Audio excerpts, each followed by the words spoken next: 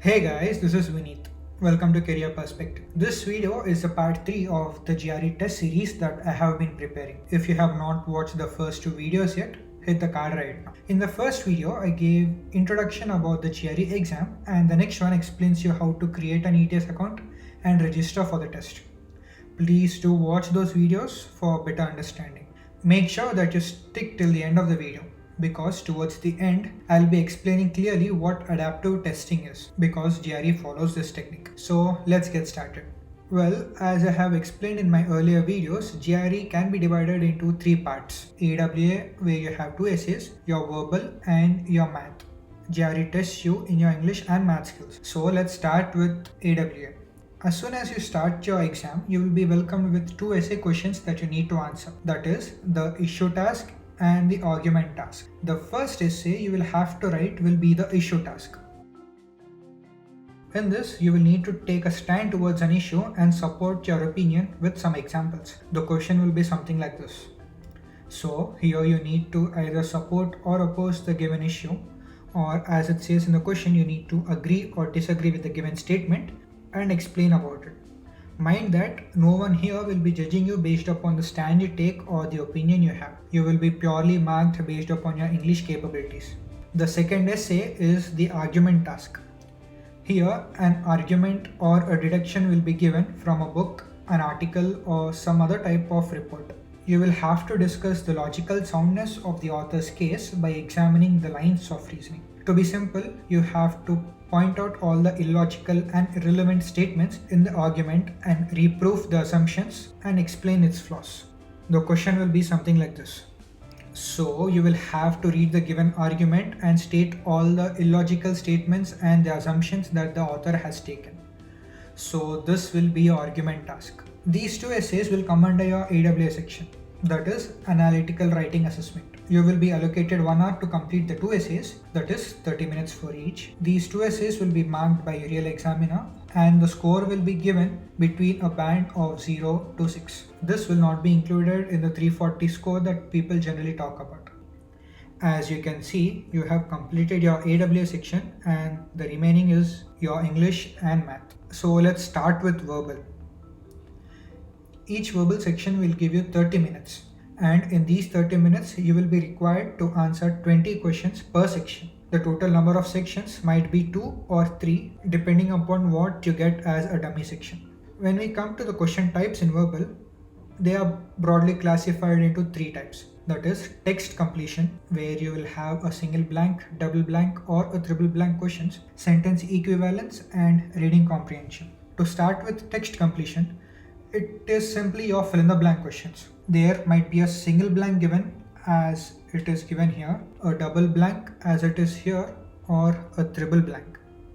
Single blank questions are pretty straightforward. A single blank will be given with 3 or 5 options.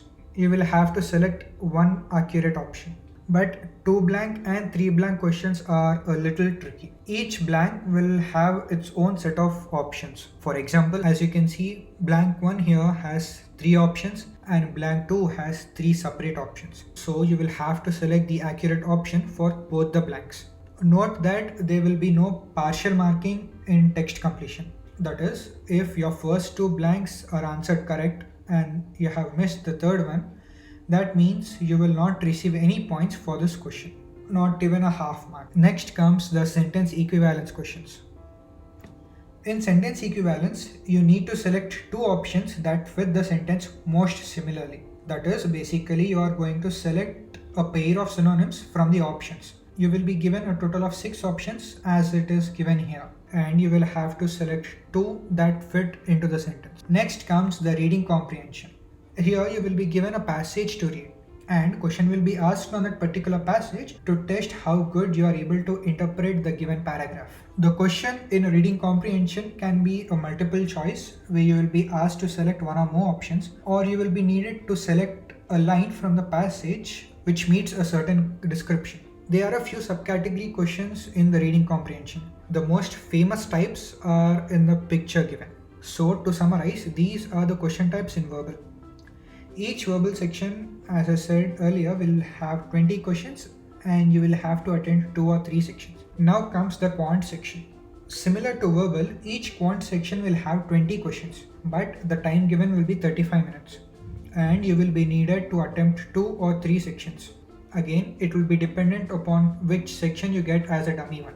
Coming to the question types, quant will have 4 straightforward question types: multiple choice, multiple answer questions, numeric entry, and quantitative comparison. When we come to multiple choice questions, you will have to select one option which accurately answers the given question. When we move on to multiple answer questions, here you will have to choose more than one right answer from the given choice. Here also, like in the verbal section, there will be no partial marking. You will have to select each and every right option, not more, not less. Now comes the numeric entry questions. Here you will have to evaluate and solve the given statements and fill the answer accordingly. For example, here the answer will be 101. So you will have to numerically enter 101 in the given box.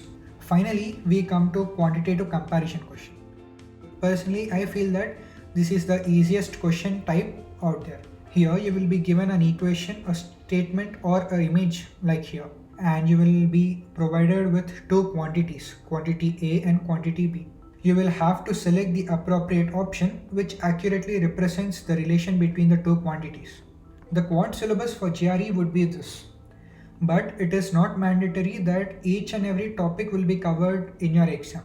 So you need to prepare for each and every topic thoroughly and just pray that you'll get the easier topics. Now let's talk about GRE test pattern. As I said earlier, GRE has adaptive test pattern. So the difficulty level of the exam depends upon your previous section. Let me explain. Consider that you have completed your AWA section. You have completed your 2 essays within the 1 hour time limit that you have. And assume that the third section you will encounter is a verbal section. So immediately you can deduce that the sections ahead will be of this pattern. As I said earlier, there will be a dummy section. For further testing purposes of ETS organization, you will never know which is a dummy section. And because there are 3 verbal sections, you can be sure that one of the verbal section will be dummy, so that you can answer 2 verbal sections and 2 quant section. For now, let us assume that the second verbal section will be a dummy section. So in adaptive testing strategy, the marks and the difficulty level will be dependent upon your previous section. So consider your first verbal section to be a neutral one, and you did really well in it. So your next original verbal section, that is the last verbal section that we have in this picture right here, will be slightly tougher. That is if you have did really well in the first verbal section. And also the marks will increase for each question. And contradictively say that you did bad in your first verbal section. Then in your next verbal section, the questions will be slightly easier, but also the marks awarded will be a little less when we compare with the first section. This will be same with the quant. So there is no GRE exam which has an easy paper or a tough paper. It will be dependent upon how good you are taking your test in your first sections. So guys, this is how GRE adaptive testing works. And also I have explained about the exam pattern. One thing I forgot to mention in the previous video, that GRE is valid for 5 years. So you can use the score for 5 years from the date of exam. That's it from me guys.